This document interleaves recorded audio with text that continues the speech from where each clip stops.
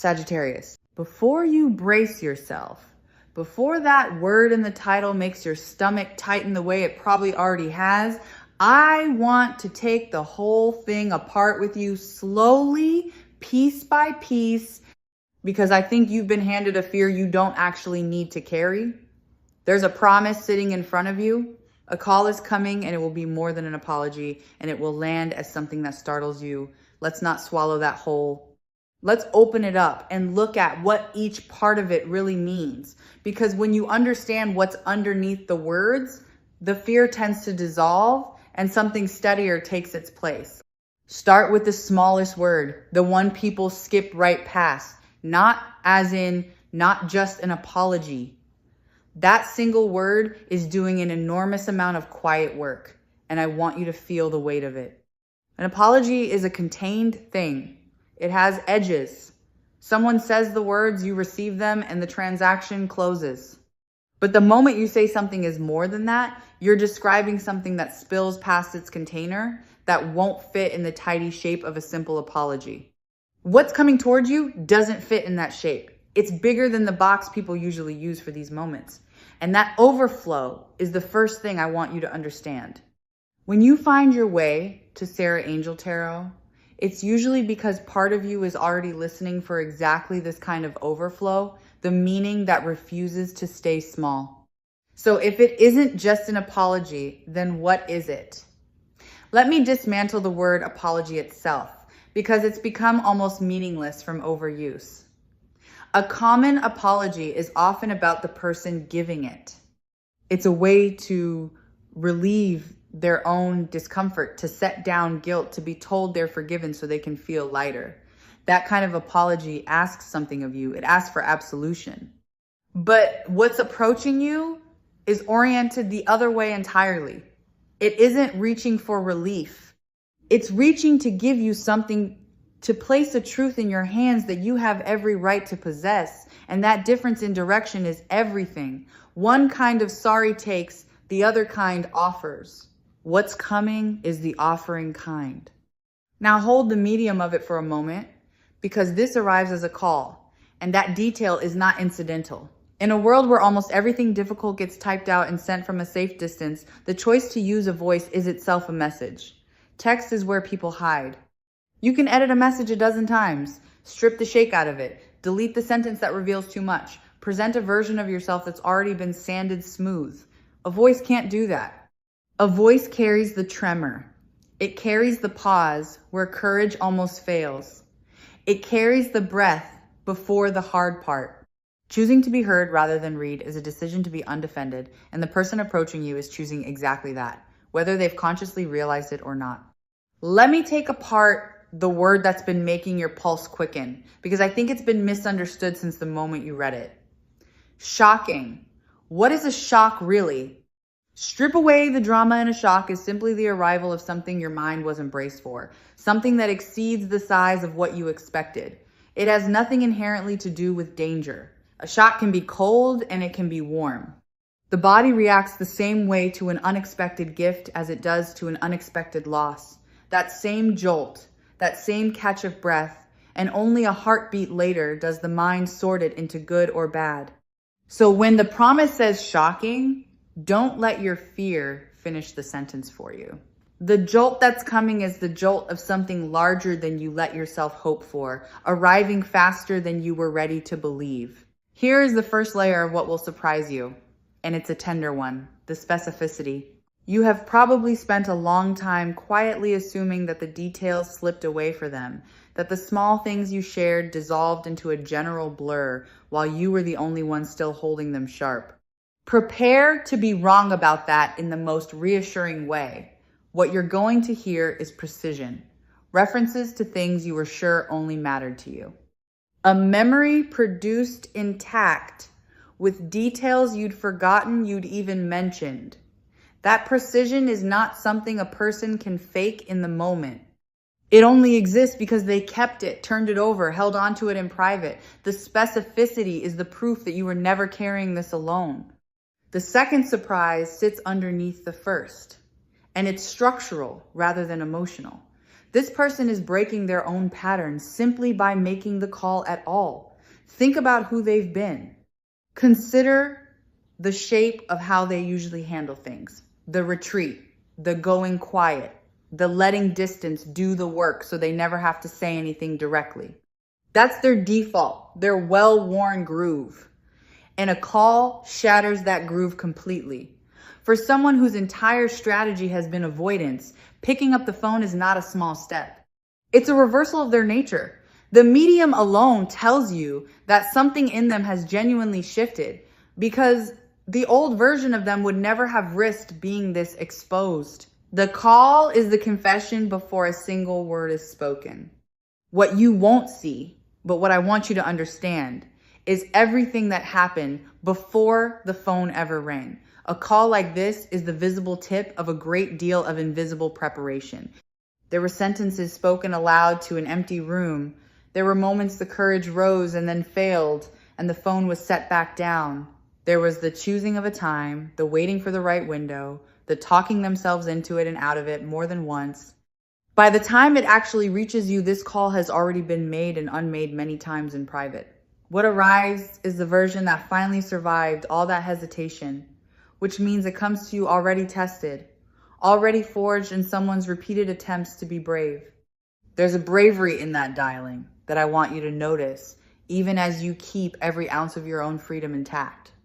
For a person who has always chosen the safer, quieter exit to voluntarily walk into a conversation where they can't control the outcome is a genuine act of courage. And you can acknowledge that courage without it costing you a thing. Recognizing that something was hard for them doesn't obligate you to reward it, doesn't require you to soften your own truth or hurry toward a particular ending. Two things can be true at once. What they did took real nerve, and you owe them nothing in return. Hold both. Generosity of perception and firmness of boundary can live comfortably side by side, and holding them together is a sign of exactly how whole you've become. Before they could confess anything to you, they had to confess something to themselves, and that inner reckoning was the harder one. They had to sit with the private admission that they were the one who let fear steer, who mistook distance for peace, who told themselves a comfortable story to avoid a costly truth. No one witnesses that inner confession. It happens alone, in the quiet, with no audience to perform for and no forgiveness on offer to make it easier. And it's the necessary first step, because a person cannot hand you an honest truth they haven't first admitted to themselves. The call you receive is the outward echo of a much lonelier conversation they already had in the dark. And the fact that they survived that private one is why they can now reach the one with you. Let me follow the thread of what actually drove them to it, because a reversal like this doesn't happen without a reckoning behind it. Somewhere in the quiet, they ran out of room. The story they'd been telling themselves, the one where they were fine, where the distance was mutual, where they'd made the sensible choice, stopped holding up. There's a particular kind of silence that eventually turns on the person keeping it, and theirs did. It stopped protecting them and started pressing on them. And when a person's own silence becomes heavier to carry than the risk of speaking, they finally speak. That's the reckoning behind the call. Not a whim, not boredom, the collapse of a story that could no longer support their weight. Something ordinary likely cracked the whole thing open, and I find that detail quietly beautiful. It's rarely a grand event that finally moves a person to reach out. More often, it's something small that slips past their defenses when they aren't braced for it.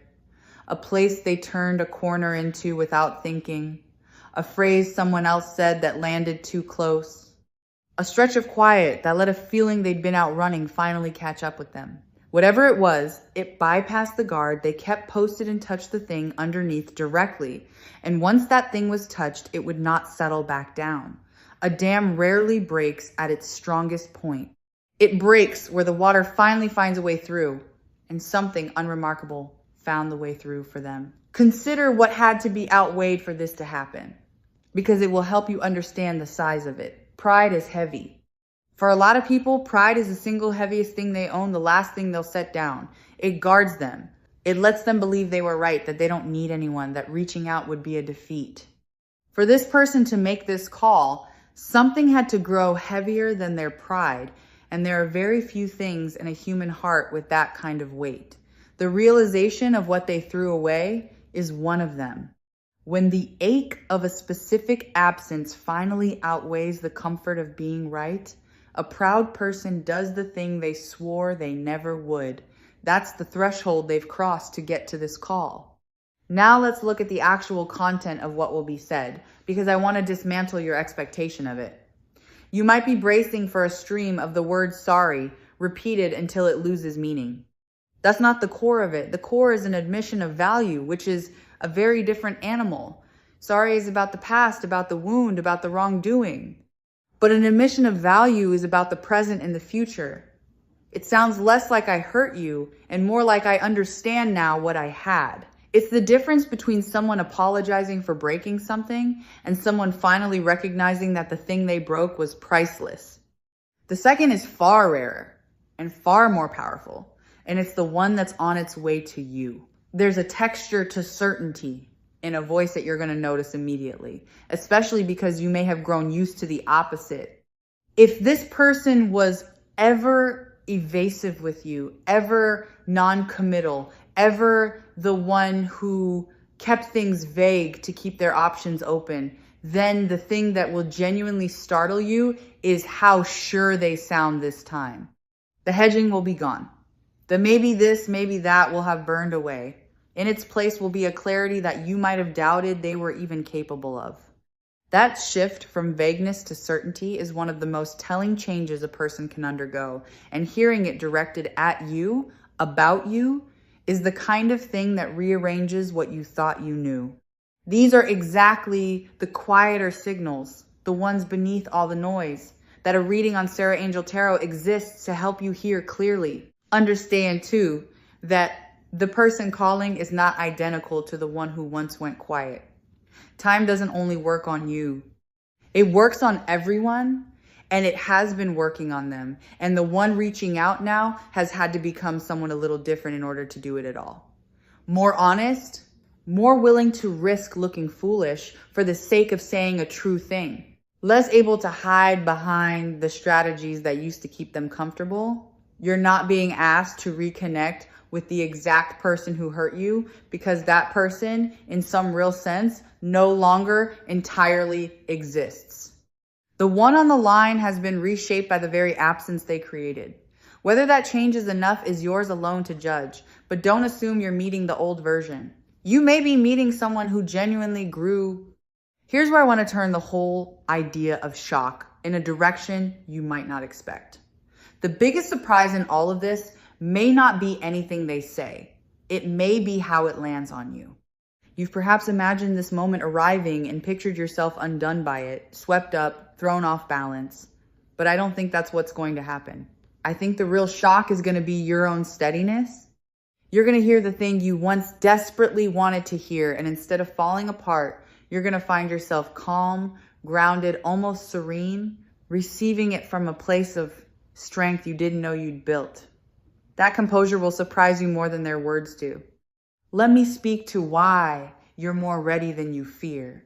Because I sense the worry that you'll be caught defenseless. You won't be the version of you that would have been ambushed by this call, that would have answered breathless and grateful for any scrap. That version has quietly been retired.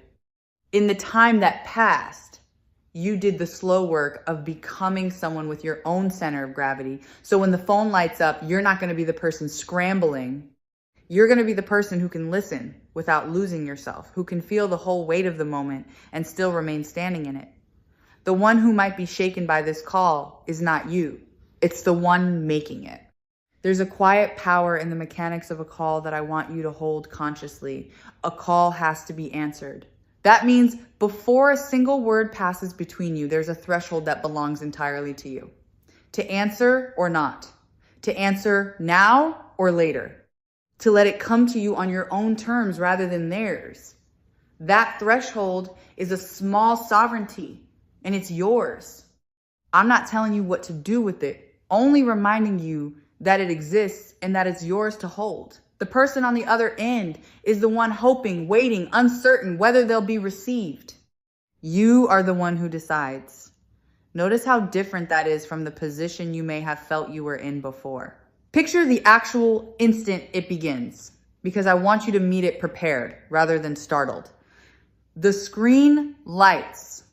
A name or a number appears, and in that first half second, your whole body will react before your mind is caught up. That quick lift in the chest, that sudden sharpening of attention.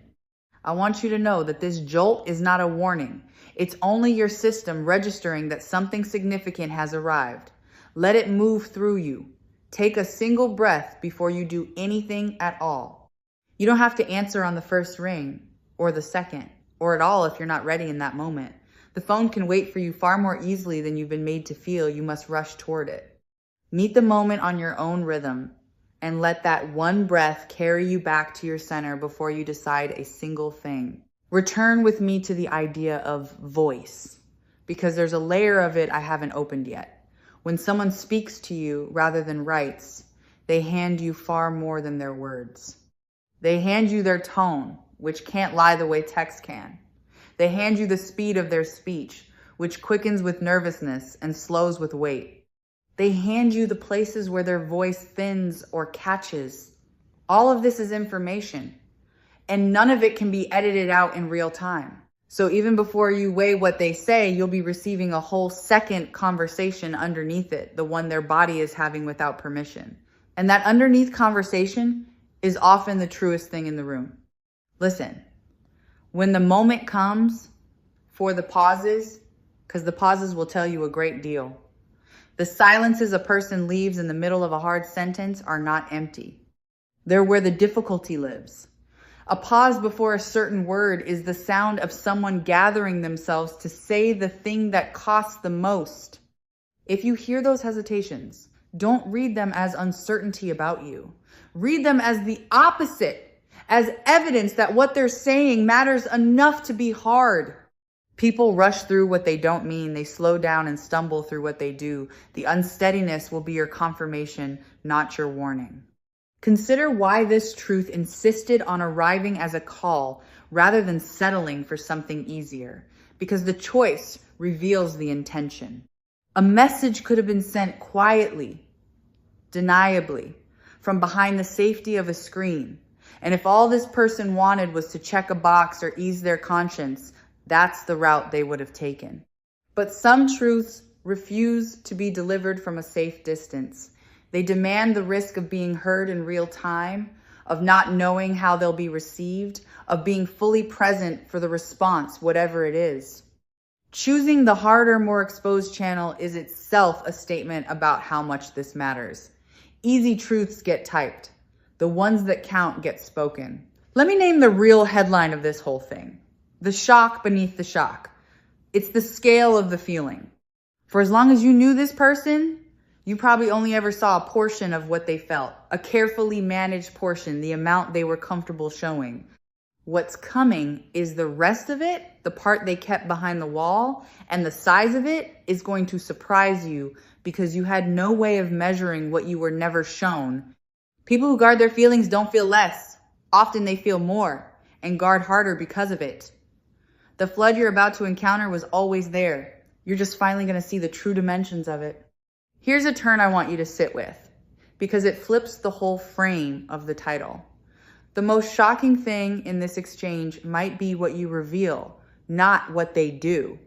When you meet their flood of feeling with calm instead of collapse, when you receive their certainty without rushing to match it, when you let them see that you have become whole and unhurried and entirely at peace, that will astonish them. They may be expecting to find you either broken or overjoyed, either of which would confirm the story that they still hold the center of your world. Finding you serene instead, kind but sovereign, is the plot twist they haven't prepared for. Your peace will be the thing that stuns the room. Let me pull one belief out into the light and take it apart too, because it may have been quietly running underneath everything. Somewhere along the way, you may have decided that if you had only been enough, they never would have gone quiet in the first place. Look at that idea directly and watch it come apart in your hands. Their silence was never a measurement of your worth. It was a measurement of their capacity in that season. And capacity and worth are entirely separate things. A person can fail to hold something precious not because it lacks value, but because their hands weren't ready for it. Your value was never the thing on trial. It held steady the whole time, whether they could perceive it or not. And the call arriving now is simply their perception finally catching up to a worth that was never actually in question. There's a specific kind of relief coming that I want to name. The relief of finally being believed by the one person whose disbelief once cost you the most. For a while, you may have carried your own account of what happened between you and quietly wondered whether you'd exaggerated it, softened it, or remembered it wrong, especially through a long silence that offered no confirmation either way. When they speak, that doubt gets answered from the outside. You'll hear your own experience confirmed in their words, the reality of what you shared spoken aloud by the very person who once made you question it. That's a quiet vindication, and you're allowed to let it land fully. You weren't imagining the depth of what passed between you. You were right about it all along, and now you get to hear it said.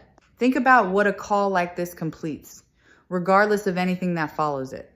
For a long stretch, you've been living with an unfinished sentence, a question with no period at the end of it, a door left ajar with nothing on the other side that you could see.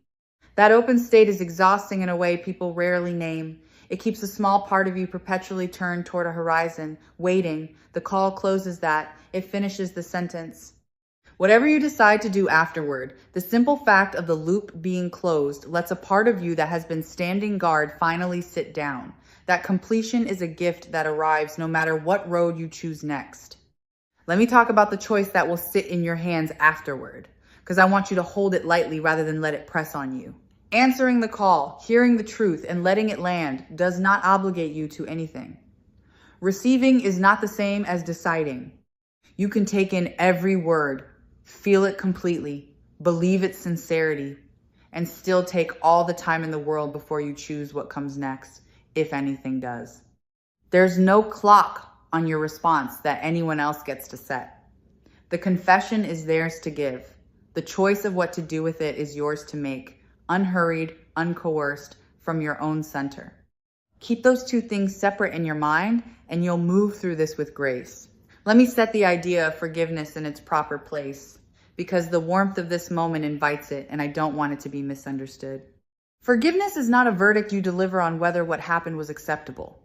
It isn't a gate you're obligated to open, and it isn't a performance of pretending you weren't hurt.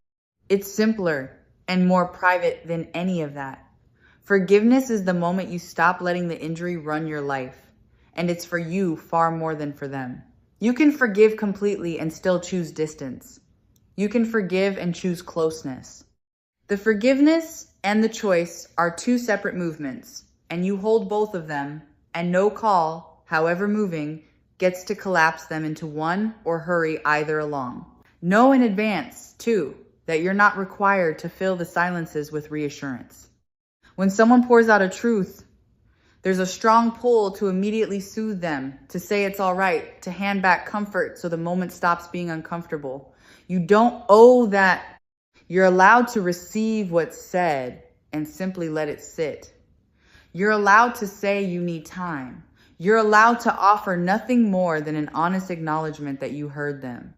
The instinct to rescue the other person from the discomfort of their own vulnerability is a generous one, but it isn't a debt. Let the words they spoke stand in the open air without rushing to wrap them in your response. That restraint is not coldness, it's self-possession, and it belongs entirely to you. And if you do choose to let this person move any closer, know that you don't have to return the trust they once held as though nothing happened in between. Trust is not restored by a single moving call, however sincere it sounds. It's rebuilt slowly, through consistency shown over time, through small promises kept when no one is watching. There's no shame in asking for that gradual rebuilding rather than granting instant restoration. In truth, the willingness to let trust be re-earned at your own pace is one of the healthiest things you can carry into any second chapter. Watch, in whatever days might follow, whether they honor the pace your heart needs or push against it, How they treat your need for time will tell you nearly everything worth knowing. Notice how different this moment is from the ones you may have rehearsed in the harder stretches. Back when the silence was fresh, a call like this would have felt like rescue, like being pulled from water. Now it arrives as something cleaner, a meeting, rather than a rescue, because you're no longer drowning. You learned to stand in your own water a long time ago, so the call doesn't save you from anything. It simply meets you where you already stand, on solid ground you built yourself. And there is a quiet dignity in being met rather than saved, in receiving good news as an addition to a full life rather than a lifeline thrown to an empty one. I want to honor what the waiting taught you, because the call is going to prove that none of it was wasted. Every stretch of uncertainty you sat through was quietly forging the exact steadiness you're about to draw on. If you'd received this call while you were still raw, still reaching, you might have grabbed it and lost yourself in it. But the timing held until you were ready to meet it as an equal, and that wasn't cruelty, it was care. The version of you that answers this call is the version that can handle it well. And that version had to be built. And the building took the very time you thought was being taken from you. There's a thing about your intuition I want to underline here, because this call is going to confirm it. Some quiet part of you already sensed that it wasn't finished. In the moments when your mind insisted it was over and done, a deeper knowing kept gently disagreeing. And you probably talked yourself out of it more than once. When the call comes, let it teach you to trust that knowing next time without the argument. Your intuition has been running ahead of the evidence this whole time, and it's been right. The call is the evidence catching up to what you already felt. Let that recalibrate how much you doubt yourself going forward. I want to say something to the version of you that nearly gave up on this, because that version deserves tenderness rather than judgment. There were stretches, weren't there, when you decided the hoping was foolish, when you tried to force your heart to close the matter and move on for good? That version of you wasn't weak. They were trying to protect you from a disappointment they couldn't rule out. But even as they reached to shut the door, some stubborn ember refused to go fully cold. Some quiet part of you that couldn't quite accept that this was meant to end for good. That refusal, which felt at the time like a failure to let go, turns out to have been a form of knowing. The part of you that kept a small flame lit was in contact with something your reasoning mind couldn't yet see, and this call is the proof that the flame was worth keeping. Let me widen this out, because the shift underway reaches past this single relationship. When one long-held question in your life finally gets an answer, a strange thing happens to everything around it. Energy that was tied up in the not knowing gets released, and it flows into places you didn't expect. You may notice, after this call, that other stuck things in your life begin to loosen almost on their own, as though resolving this one held tension freed up a reserve you'd been unconsciously spending on it. A single knot coming untied relaxes the whole rope. Watch for that ripple in the days that follow, in rooms of your life that seem unrelated to this one. There's something you'll quietly carry away from this that has nothing to do with whether you rebuild anything, and it's worth naming on its own. You will have witnessed a person choose honesty over comfort, humility over pride, presence over the safety of distance. Watching someone actually do that, watching a guarded heart open in real time, is rarer than most people ever get to see, and it tends to leave a mark. It teaches you, at a level far deeper than argument, that people are capable of genuine change, that a story is never quite as finished as it appears, that the ones who go quiet are not always gone for good. You'll take that knowledge forward into every future connection, and it will make you a little more patient, a little more willing to believe in what a person can become. That lesson is yours to keep no matter what you decide about this particular call. I want to prepare you for the aftermath. The quiet that follows the call, because it has a particular quality worth naming. After a moment this charged, there's often a stillness, an almost anticlimactic calm, where the enormous thing has happened and now the world is simply going on. Don't mistake that quiet for nothing. It's the sound of something settling into place. It's a nervous system that's been braced for a long time, finally allowed to unclench. You might feel a strange spaciousness, A room in your chest that used to be occupied by the question and is now simply open. That openness is not emptiness. It's the space where new things get to grow. Let me be honest about the range of feelings the call might stir, because I want you to give yourself permission for all of them. You might feel joy, plain and bright, and you're allowed to feel it without second guessing whether you should. You might feel an old ache resurface alongside the relief, and that's allowed too, because the heart can hold gratitude and grief in the same breath. You might feel a startling calm, as though a part of you always knew this call was coming and is simply nodding at its arrival. Whatever rises, let it rise. Don't script your reaction to fit anyone's expectation, including your own. The honest response, whatever it turns out to be, is the right one. There's a form of respect I want you to extend to yourself in advance, which is to trust that you'll know. When you hear their voice, when you receive their certainty and their specifics and the tremor underneath, some clear part of you is going to register whether this is real, whether they've truly changed, whether what's being offered is solid. You don't need to figure that out ahead of time or brace with a strategy. Your discernment is sharper than your anxiety gives it credit for. In the moment, from your centered place, you'll be able to feel the truth of it, and you can let that felt sense guide you rather than any rule you tried to decide on beforehand. Let me return one more time to that word from the title and set it down gently in its proper place. Shocking. By now, I hope it's lost the sharp edge it had when you first read it. What's genuinely surprising here is not a threat and not a catastrophe. It's the scale of a feeling you were never shown, the reversal of a pattern you thought was permanent, the precision of a memory you assumed had faded, and above all, the steadiness you're going to discover in yourself when the moment finally lands. Those are the shocks. Every one of them is a good thing wearing the costume of surprise. Let the surprise in. There's nothing underneath it that you need to fear. As this reading settles toward its close, I want to leave you standing in your own strength rather than watching the phone. Because the truth at the center of all of this was never really about the call. It was about the fact that you became someone who could receive it well, hold your worth through the long quiet, and meet whatever arrives as a whole person rather than a waiting one. The call is coming, and it will be more than an apology, and it will surprise you in the gentlest possible ways. But you are the steady point at the center of it. Whatever you hear, you get to choose what happens next. From wholeness, in your own time, whenever the world gets loud again, and you need to find your way back to that center, you're always welcome here at Sarah Angel Tarot, where the quiet signals are taken seriously. Go softly now. Something honest is on its way to reach you, and you are more than ready to answer it.